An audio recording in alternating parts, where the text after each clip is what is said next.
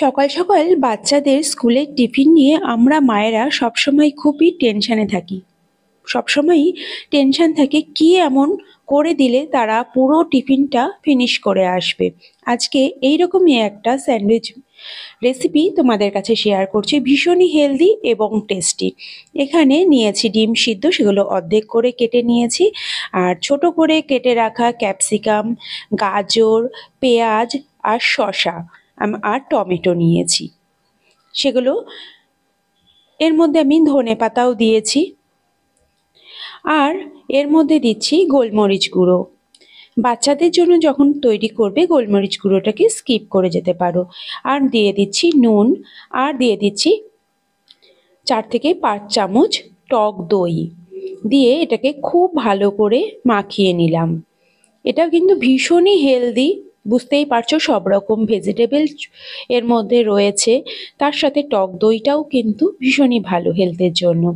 এবার আমি ব্রেডের মধ্যে লাগিয়ে দিলাম বাটার, আর লাগিয়ে দেব টমেটো সস। দুটোর মধ্যে আমি বাটার লাগিয়ে দিচ্ছি, এবার টমেটো সস লাগিয়ে দিচ্ছি। খেতে কিন্তু ভীষণই টেস্টি হয়। বাচ্চাদের এই ধরনের টেস্টি টেস্টি স্যান্ডউইচ বানিয়ে দিলে কিন্তু বাচ্চারা কিন্তু ভীষণ ভালোভাবে খেয়ে আসবে, আর দেখতেও কিন্তু এতটাই সুন্দর, ভীষণই অ্যাট্রাকটিভ।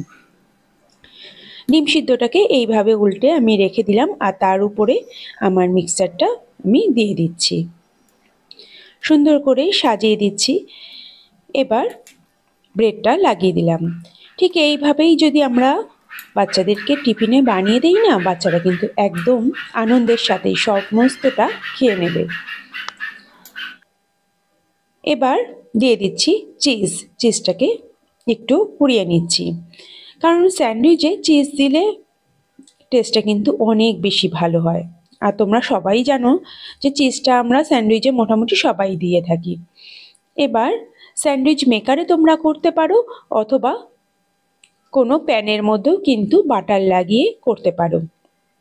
আমি স্যান্ডউইচ মেকারে তৈরি করছি, অথবা তোমরা মাইক্রোওয়েভেও কিন্তু তৈরি করতে পারো।